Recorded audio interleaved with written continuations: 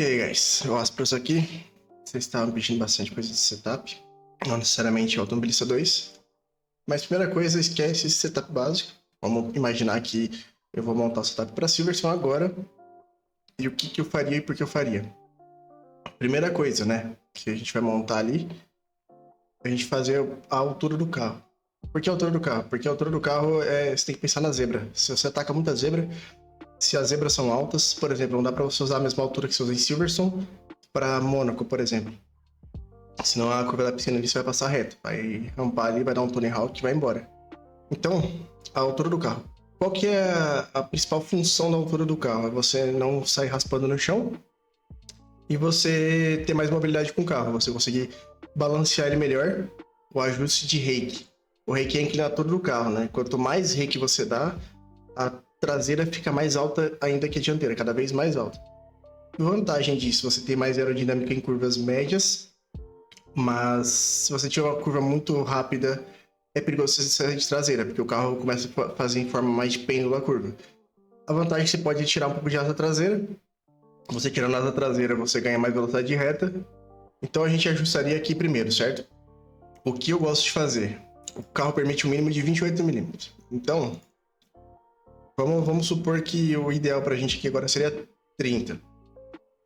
E eu tô com um rake muito agressivo. Silverstone é uma pista mais rápida, então um rake mais agressivo seria legal.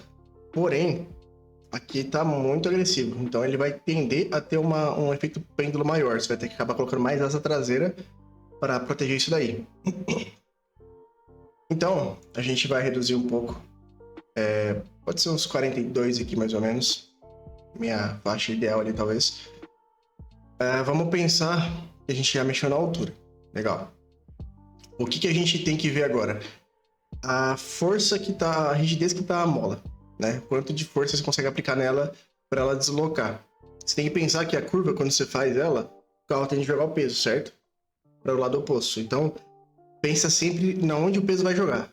Se a gente está jogando muito o peso para um lado, você tende a gente jogar, por exemplo, para Silverstone, a gente vai ter mais curvas que são rápidas que a gente joga o peso para o lado esquerdo, certo? Então, o que a gente pode já começar a pensar aqui? Um carro assimétrico. Porque o carro assimétrico ele vai se comportar melhor nesse tipo de ocasião. Quando for uma pista mais equilibrada, a gente pode usar um carro assimétrico, legal. Agora, em caso assim, corrida de NASCAR, essas coisas, esse tipo de pistas mais focado em um tipo de curva, a gente usa assimétrico. Então, a gente vai começar a mexer no ângulo de caster do carro. Quanto mais você deixar aberto esse ângulo do caster, o carro vai ser mais preciso na curva, mais estável, só que você vai abrir mão dele da sua tranquilidade na curva, né? O carro você vai sentir ele mais pesadão. O problema é, se você perder o carro, você vai perder o carro de vez. Ele fica menos fácil de você dar uma contornada nele na curva, uma curva rápida que você tem que fazer uma chicane ou algo do tipo assim. Então, o caster geralmente eu não mexo muito, eu deixo próximo do padrão do carro, né? Se você vê que a pista tá precisando, que o carro tá bem durão de curva, aí você pode dar uma mexidinha aqui, dar uma diminuída um pouco no caster, que provavelmente pode ser isso. Agora, se sentir que você tá fazendo qualquer curvinha, o carro tá muito arisco já, você pode dar uma aumentada um pouco no caster. Isso daqui, por exemplo, é legal baixo lá em Mônaco. Tem umas curvas extremamente fechadas. Então, você dá uma fechada, você sente que você faz menos esforço para virar o carro. A cambagem dianteira, ela depende muito da pista. Por exemplo, aqui como a Silverstone é uma curva, as curvas para a direita são mais acentuadas, a gente pode tacar uma cambagem um pouquinho maior, por exemplo, uns 3.5 e deixar o outro lado 3.2, testar um 3.4 e 3.2, porque você está jogando mais pro pneu. Você pensa que a cambagem, quanto mais você dá o ângulo de cambagem, mais a roda tende a ficar inclinada. Então, quanto mais você vai fazer essa curva, você vai ter mais área de contato. Entendeu? Porque o pneu, de vez ele pegar reto assim e você ter a área de contato só uma parte dele superficial, você vai ter uma área mais completa dele. Então isso aí é com teste, você vai ter que testar de acordo com a sua dirigibilidade. Fez a curva, você viu que parece que o carro tá querendo sair, não tá dando aquela grip toda, dá uma mexidinha na cambagem, dá um pouquinho menos de ângulo, abre um pouco mais ela, sabe? Porque você abrindo ela, você vai ter mais contato. Mesma coisa para traseira. A diferença é que A traseira é onde você tem tração. Então, se você der muita cambagem, muito ângulo de cambagem, você vai perder velocidade de reta, você vai perder um pouco de precisão. E se você der muita cambagem, vai ficar até ruim para você dirigir o carro, ele vai ficar muito arisco. Vai se tracionar bastante. Porém, como é assimétrico, a gente pode colocar aqui um 1.3, testar um 1.4 até. Embora eu não recomendo aqui ficar muito diferente, senão vai tender o carro, como você vai estar acelerando, e a área de contato maior vai estar no lado interno do que o externo.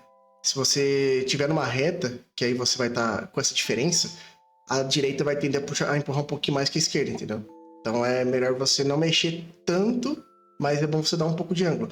Se fosse uma pista que você tem que mexer simétrico, uma pista mais equilibrada, aí tudo bem. Aí você pode colocar uma cambagem maior. Se você sentir que a traseira tá indo embora muito fácil, é uma pista rápida, por exemplo, Spa. É uma pista que tem bastante coisa rápida. Você pode mexer um pouco mais a cambagem. Por exemplo, você não precisa dar tanta asa, você equilibra no rake e na cambagem. A asa você pode até dar uma reduzida dependendo da ocasião. Se for uma pista que tem umas retas muito efetivas ali de velocidade alta, que nem Suzuka, por exemplo. Suzuka, você pode abrir mão um pouquinho da asa e trabalhar bastante com esse rake. Embora você vai ter um desgaste de pneu um pouco maior, tá? Porém, uma performance bem superior. Aí vamos para a parte da rigidez da mola. Pensa que o carro ele tá esse plano aqui, né? Quando você freia, ele vai para frente. Quando você acelera, ele vai para trás. Se você virar para direita, ele vai para esquerda. Se você virar para esquerda, ele vai para direita. Então, quanto mais rígido você deixar essa mola, mais arisco o carro tende a ficar. Porém, também, ele tem mais chance de você descolar a roda do chão. Quando você estiver fazendo uma curva muito arisco, por exemplo, uma curva de Mônaco, que é extremamente fechada, se a mola estiver muito dura, o carro tem que dar uma desprendida. Quando é efetivo você mexer na mola? Nessa parte de rigidez, no caso, né? Quando você mexer na altura. Quanto mais macio tiver a sua mola, mais alto vai ter que estar o carro. Senão você vai ter muito porpoise, o carro vai raspar o chão, vai tender a pegar também as zebras que você estava querendo evitar. Então, por exemplo, para uma pista igual Silverstone, uma pista de alta, uma pista que você tem que ter um carro um pouco mais maleável nas curvas para você ter uma grip maior, eu acho interessante soltar um pouco a mola. O que a gente pode fazer, né? Aqui você pode deixar parecido, né? Como é assimétrico, você pode deixar parecido. Por que deixar mais macio o lado esquerdo? Porque é onde você vai tender a soltar mais o peso do carro. Então, quando você deixa o carro rolar um pouco mais o peso, você tem uma grip maior, você consegue fazer essa curva com mais aderência. Então, a gente deixar um pouco mais macio o lado esquerdo é melhor. E aí entra a questão do freio. Como você gosta de freio? Isso aí já varia um pouco da pilotagem da pessoa. Eu sou uma pessoa que gosta de jogar o freio muito para frente. Então, para mim, é até viável eu conseguir tirar um pouquinho mais da mola traseira. Deixar um pouquinho mais macia.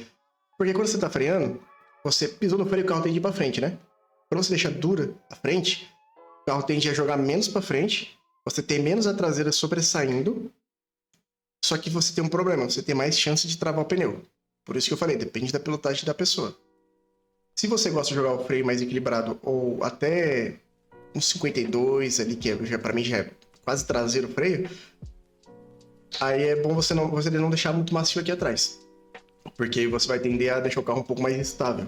Quanto mais equilibrado, mais perto do 50-50 tiver seu freio, mais equilibrado tem que ser suas molas. Bump stop. A bump stop, ela é quando o carro chega bate no limitador da suspensão. Vamos pegar aquela referência que a gente está jogando o peso do carro para a esquerda. Quando você joga para a direita, ele vai tender a ser mais difícil de tocar no limite da suspensão, porque as curvas para a direita que você vira, que o peso vai para a direita, são menos graves, menos acentuadas. Já na esquerda, o carro vai sofrer um pouco mais. Então, o que você pode fazer aqui é alongar um pouco mais essa área. Como você deixou a suspensão da frente mais dura, você pode até soltar um pouquinho, deixar um pouco mais solta que a traseira. Entendeu? Porque aí você vai ter um limite maior para a suspensão trabalhar. Então não corre o risco de você estar fazendo uma curva e você trazer, às vezes, muita carga do peso na curva e aí bater no limitador. Porque se bater no limitador, você vai perder a aderência. Você vai perder a aderência, você vai sentir, às vezes, o carro saindo de frente, ou que parece que o carro tá virando demais, até dependendo da curva, ele vai querer sobressair. Então, assim, você vai ter um comportamento que nem o Alonso diria na Ferrari de 2012. O carro vai ser de frente e trás ao mesmo tempo na reta, na curva. Tá? Se equilibrando na altura. O slow bump, você vai trabalhar como a velocidade que ele vai começar a reagir. Né? O bump e o rebound geralmente trabalham juntos. O que você tem que ver aqui? A frente, como é um carro de tração traseira, a frente você não vai acabar mexendo muita coisa. Vai acabar mantendo normal. No máximo que você pode fazer, se você quiser um carro um pouquinho mais arisco ali na curva, você pode deixar como um pouquinho a mais, até mesmo como que tá. Na frente, geralmente você não vai mexer muito. Né? No caso, como é um assimétrico, que a gente pode fazer, como você precisa de um lado esquerdo um pouco mais vívido, você pode aumentar um pouquinho aqui e aumentar um pouquinho aqui. Porque a gente vai trabalhar os dois juntos. Aí eu vou explicar isso melhor na traseira. Lá ele. Aqui na parte da traseira, como uma tração é traseira, você vai entender que quando você pisar o carro no acelerador, você vai sentir o carro dando aquela soltada de traseira, aquela rebolada.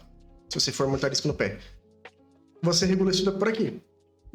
Como você está soltando um pouco mais, deixando a traseira um pouco mais solta do carro, né? Pelo menos nesse jeito que eu estou montando aqui, o carro vai tender a jogar o peso para trás. Então, nessa jogada de peso para trás que ele vai fazer, ele vai perder um pouco dessa... Ele vai amortecer um pouco desse impacto e a traseira vai ficar um pouco boba, mas um pouco controlável. Se você aumenta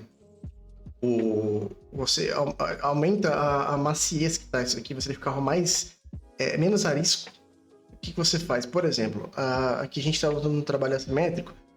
Eu faria aqui para essa pista, por exemplo, eu deixaria aqui por volta do 8,10 na traseira direita. Na traseira esquerda, eu colocaria 8,9. Porque você não quer um carro tão arisco na traseira, principalmente o lado esquerdo, né? Que é o lado mais mole do carro que você está deixando. Se você está assistindo a traseira do carro muito, muito arisco, quando você pisa, você passa em qualquer bumpzinho, o carro quer dar aquela rebolada, você mexe no slow rebound e slow bump. De preferência, você solta um pouco, deixa o carro mais macio. Steering lock, né, que é o ângulo do seu volante. Aqui, geralmente, você não precisa mexer, é mais em pistas mais truncadas, por exemplo, Mônaco, Macau. Então, você não tem tanta necessidade de mexer aqui. O towing, como é que funciona ele? É a direção zarolha, né? Você tá com ela aqui, você dando um ângulo negativo, um ângulo positivo, ok? Quando você deixa o ângulo mais positivo do towing, você está jogando a direção das rodas para dentro. Você está fazendo uma leve curvatura assim, entendeu? Pensa towing, o positivo, negativo. Quando você começa a apontar para dentro, você tem um equilíbrio melhor para a reta. Isso é bom para uma pista muito rápida, para Monza. Monza é interessante um towing. Você tem mais uma aderência um pouco maior. Você consegue chegar numa top speed maior. Só que tem um problema. Ele fica pior de curva. Ele não vai ter tanta agilidade na curva. Como a gente tá falando de Suzuka... é Silverstone. Silverstone e Suzuka vai dar a mesma coisa, tá? Na mesma proporção, são curvas rápidas. Você quer um towing de preferência negativa ali, 0,3 a 0,5 no máximo. Eu deixaria padrão, mas por quê? Você vai estar apontando para fora. Então, quando você está fazendo a curva, ele vai tender a ter uma curva um pouco melhor. Ele vai ter uma curva um pouco mais fácil. Como são curvas rápidas, eu vou tender a deixar 0,3 mesmo. Eu deixaria por padrão, não mexeria muito. A gente vai para as barras agora, né? As barras, a towing traseira é a mesma coisa, tá? As barras. Qual que é a diferença da barra dianteira para a barra traseira? Uma vai estabilizando com a outra, você tem que achar um ponto de equilíbrio perfeito. Pense que quanto mais você apertar a barra, mais rígido vai ficar o carro ali, mais uma roda vai tender a estar junto com a outra. Então você vai fazer curvas mais rápidas, por exemplo, as chicanes de Monza é interessante, uma barra mais firme. Você fazer a própria Adelaide é interessante. Mônaco também até acho interessante, uma barra dianteira mais firme. Porém, você tende a ter uma curva média rápida um pouco pior, você tem menos grip. Então, o que eu gosto de fazer? Pensa que se você tá fazendo uma curva que ela é muito rápida, você quer que role o máximo possível do carro do lado esquerdo para você virar para o lado direito, certo? Então eu gosto de deixar as barras um pouco mais leves. Não dou tanta diferença, mas, por exemplo, a barra traseira aqui para mim já tá no tamanho ideal. Talvez até deixaria um pouquinho mais dura, mas tá interessante, porque você vai fazer o carro ter uma rolagem melhor. Você vai deixar o carro fluir mais. Então eu acho interessante deixar desse jeito. Que nem eu falei também, entra aqui questão um pouco já do estilo de pilotagem de cada um. Se você é uma pessoa que é mais conservadora, você tende a ter uma barra um pouco mais rígida. Se você é mais agressivo, uma barra mais mole é até melhor para você conseguir ter mais grip nas curvas. Lembrando que tudo isso daqui interfere em desgaste de pneu e fazer seu teste, né, de como você está gastando seu pneu. E vamos para falar de pneu, a gente vai para os pneus. Por exemplo, a gente tem que estar fazendo um assimétrico, então vamos para o assimétrico, né? O que você vai ter que tomar conta aqui? Você terminou de fazer a parte de suspensão, você pode ir para a pista para ver como que a suspensão se comporta. Os ajustes finos que você vai começar a fazer vai ser na parte de pneu e asa. Asa traseira, por exemplo, é uma pista de curva rápida. Você pode testar como padrão, mas se você sentir que mesmo você dando um pouco de rake, ou tirando um pouco de rake, mexendo na suspensão que eu falei, você ainda tá saindo muito de traseira, nada que você tá fazendo tá resolvendo tanto, nem na cambagem, é porque você tá com pouca asa traseira. Pode aumentar um pouquinho. Se você tá sentindo que o carro tá saindo muito de frente, mesmo você mexendo em toda a parte de suspensão, mesmo fazendo aquilo ali, tá saindo muito de frente, não tem que fazer asa dianteira, sobe um pouquinho. Vantagem, asa dianteira você não perde tanta velocidade, mas você vai ter dar um force da frente muito melhor. O que eu recomendo é, quanto mais asa dianteira você der, mais você joga o freio para frente, tá? Você vai ter mais frenagem, uma frenagem muito mais efetiva. Já a asa traseira, quanto mais você tiver, você vai ter uma curva rápida muito mais segura e estável, porém, você perde velocidade reta, você perde velocidade final, bastante. Quanto mais asa, mais você perde. Então eu recomendo você tentar sempre deixar um limite que para você fazendo essa curva, ele vai estar estável o carro. Ele vai querer começar a sair, mas nada que seja imprevisível ou nada que você não consiga resolver. Aquele negócio, se você botar mais um de asa, o carro fica muito lento, muito xoxo. Se você tirar um de asa, ele vai sair rodando toda a tua curva. Tem que achar esse equilíbrio para a sua dirigibilidade. Isso aqui é principalmente para a sua dirigibilidade, tá? Asa dianteira varia mais de pista, como eu falei. Pistas que você tem de ter muitas curvas, a asa dianteira tende a ajudar bastante. Uma pista que você não tenha que ter tanta frenagem, tanta curva intensa, aí você pode deixar mais leve a asa dianteira. Dutos. O duto a gente vai calcular da seguinte maneira, frenagem. Se você freia muito numa pista, por exemplo, Hockenheim, Monza, aquela frenagem violenta, você vai esquentar muitos freios. Porém, você tem retas grandes que você vai resfriar esses freios. Então, se você tem uma pista que você freia muito e muito forte, a todo momento, por exemplo, uma Spa, que é mais complicadinha, você deixar esse duto mais aberto é interessante, para você não deixar os freios sobreaquecidos.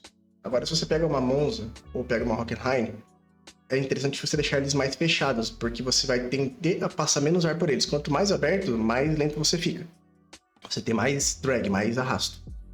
Quanto mais fechado você tiver, você consegue passar mais fácil pelo ar. A diferença é que, se você deixar fechado, tende a esquentar mais os freios e manter o calor nos freios. E aberto, você tende a soltar o ar. Então, se você tem uma pista que ela tá, que eu falei, Hockenheim ou Monza, se você deixar eles mais fechados, você vai esquentar o freio na curva, você não vai precisar ficar pensando na próxima curva se o freio vai estar quente ou não. Ele vai estar acumulando mais. Então, por exemplo, para Silverstone, ela já é um pouquinho mais complicada. Como eu uso o freio mais dianteiro, eu uso até 57 aqui no caso, tende a esquentar mais a frente. Então eu posso deixar a frente um pouco mais aberta que a traseira. Ok? E como eu disse, o freio eu tento usar mais a dianteira. Como eu uso mais dianteiro, quando eu freio, o carro tende a segurar mais na frente e esquentar mais os freios na frente. Então se você tem uma aerodinâmica firme na frente, se você tem uma suspensão mais macia, mais aerodinâmica alta, a asa alta, você tende a ter uma frenagem mais efetiva. com menos risco de travar. Agora, se você tem a suspensão também bem firme, você tem mais chance de travar pneu. Aqui também entra a questão de dirigibilidade de cada pessoa, né? Cada pessoa tem seu estilo. Tem gente que prefere o freio um pouco mais para trás para ajudar a fazer a curva do carro. Varia de carro para carro também. Isso aí, é claro, no Fórmula eu sou muito mais um dianteiro. Agora, se você pegar um carro turismo, um carro... Vamos por um Super V8, algum carro que não seja open wheel, aí é mais interessante um pouco mais traseiro mesmo. Jogar uns 55, 54, pra você deixar a traseira soltar um pouco mais. Legal? E aí, questão de pneu, como a gente tá fazendo a curva muito mais arisca que são do lado esquerdo pro seu pneu, pra suspensão, vai tender os pneus esquerdos sobreaquecerem. Você vai tender a ter uma pressão maior, vai dar mais dor de cabeça para você esse lado dos pneus. O que eu gosto de fazer? Reduzir pressão. Aqui você vai ter que fazer... Aqui é de lei, tá? Aqui é por pessoa. Você vai ter que fazer teste na pista, ver o quanto você está aquecendo a mais o pneu e o quanto você está deixando a pressão dele. O certo é você deixar a pressão mais equilibrada possível. Então, vamos supor, aqui esse pneu está batendo 100 graus, esse aqui está batendo 80. Os dois lados 80, os dois lados 100 graus. Tá ok, então a gente vai ter que reduzir um pouco a pressão, porque a pressão aqui está subindo para 1.7, enquanto aqui está 1.6. Então a gente vai ter que reduzir aqui e fazer voltas o suficiente para você começar a ver a deterioração de pneu e você perceber o quanto de pressão a mais média você está tendo desses lados. Entendeu? Porque se você deixar muita pressão, você vai ter menos aderência e você vai ter uma curva piorada. Agora, se você deixa o pneu muito baixo, você vai ter uma curva mais arrastada também e você vai ter mais desgaste. Então, assim, o ideal é você equilibrar, porque a primeira volta sua, você nunca vai estar com o pneu em dia. Vai ser lá pela segunda volta. Na segunda volta, você começa a ter uma referência já da sua pressão de pneu. Você começa a fazer ajeitar esse setup para ver de acordo com o seu desgaste, para ver como que está saindo a temperatura e pressão. Aqui não tem muita mágica. Aqui é deixar equilibrado para o que você está dirigindo, para como você está dirigindo. Ok? E aqui agora a gente vem para a parte do drivetrain. Aqui é pouca coisa que eu gosto de mexer, tá? Geralmente o jeito que vem por padrão nos carros eu acho legal. Mas vamos lá, para voltas rápidas, poucas voltas ou corridas muito curtas, radiador apertado, mais fechado. Ou quando é uma pista mais fria, radiador mais fechado.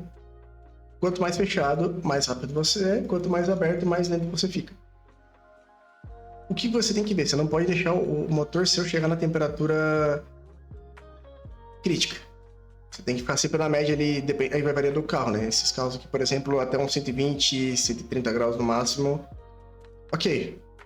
Entendeu? Então você equilibra para você forçar esse motor ao máximo e não passar dessas temperaturas. Se você vê que você não está passando essas temperaturas forçando o carro ao máximo, tá muito baixa a temperatura, você vem aqui e fecha um pouco. Vai fechando até você ver que tá naquele ponto ideal de limite. Se você fechar mais, ele vai ferver o motor. Se você deixar um pouco mais aberto, você vai perder um pouquinho de tempo.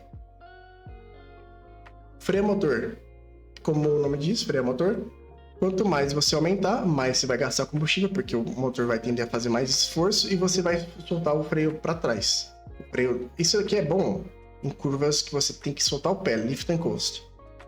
Só que, quanto menos freio a motor você der, a hora que você vai fazer essas curvas desse tipo, o carro vai tender a ir embora. Ele não vai tender a segurar na curva, ou você vai ter que usar um pouco mais o freio. Aí que você começa a ver se você está perdendo tempo ou ganhando tempo, entendeu? Porque se você colocar muito freio a motor, a hora que você fizer isso, ele vai dar o efeito freio de mão. Ele vai querer soltar a traseira do carro, porque a traseira do carro vai vir freando bastante. E também é perigoso. Então você tem que achar o equilíbrio aqui, para a sua dirigibilidade, qual pista que você vai correr e qual carro você está correndo. Por exemplo, para a Fórmula, numa pista igual a Silverstone, se eu for fazer um lifting coast, se for minha ideia economizar pneu talvez, para fazer um stint mais longo, eu gosto de usar 3. Agora para uma pista, por exemplo, igual a Mônaco, 3 também. Uma pista igual a Spa, eu já deixo 2, porque eu quero que o carro rola um pouco mais nas curvas. Tem umas curvas mais rápidas que eu só solto o pé e deixo o carro rolar um pouco mais. Aqui agora a parte das marchas, como é que vai funcionar?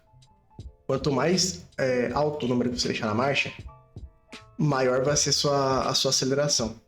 Você vai ter mais torque. Ou seja, o carro, quando tá numa pista mais fechada, por exemplo, Mônaco, como eu disse, Adelaide, você tende a ter marchas mais curtas, no caso aqui com números maiores.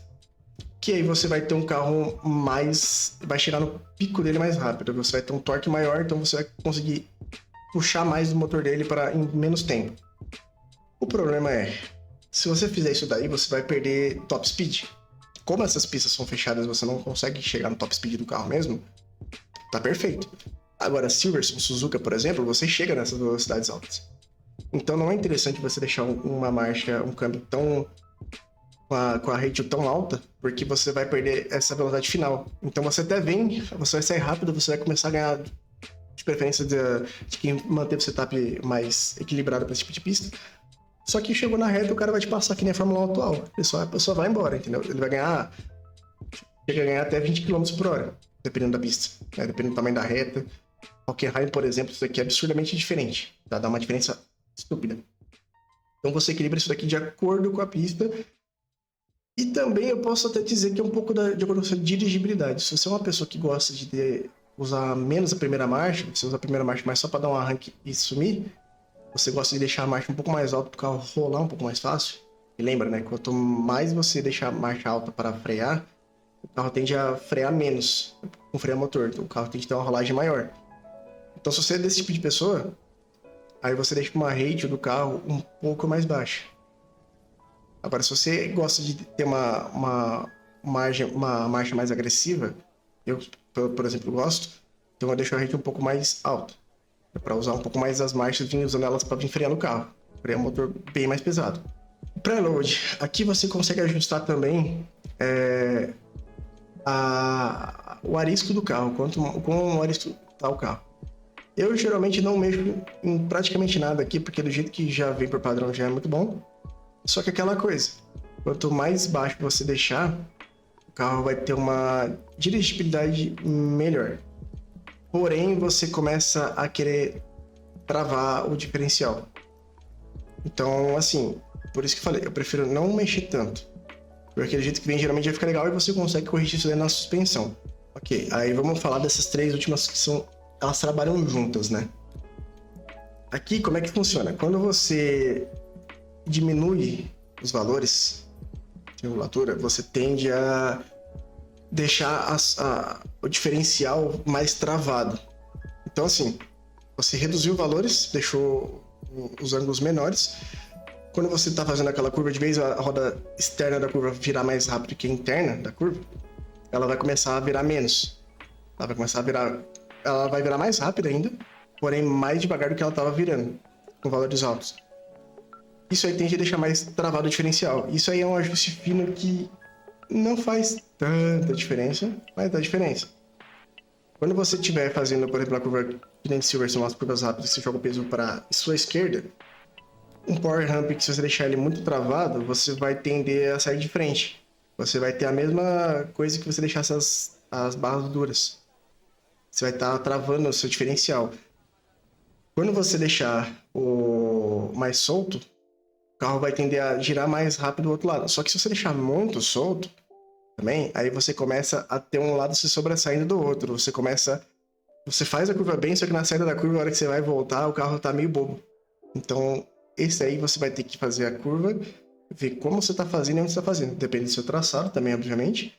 Se você vai fazer um traçado, por exemplo, de chuva, aí você ter esse daqui mais solto é vantajoso. Aí você vai conseguir fazer uma curva melhor, mais aberta e mais longe. Você vai pegar a melhor parte da pista e você também vai ter um carro um pouco mais tranquilo de curva. Que geralmente é onde dá trabalho, é isso aí. Ah, e lembra, né?